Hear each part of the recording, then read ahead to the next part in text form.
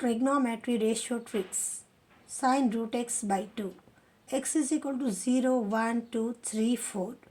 ఈ ఎక్స్ వాల్యూస్ని root x by 2 ఫార్ములాలో సబ్స్టిట్యూట్ చేయడం ద్వారా సైన్ విలువలు తెలుస్తాయి.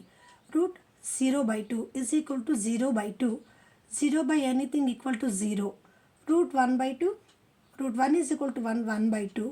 In the same way we find all values. So sin విలువలు 0, 1 by 2, 1 by root 2, root 3 by 2, 1.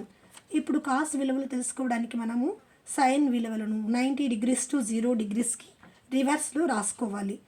అప్పుడు మనకి కాస్ విలువలు cos 0, 1, root 3 by 2, 1 by root 2, 1 by 2, 0.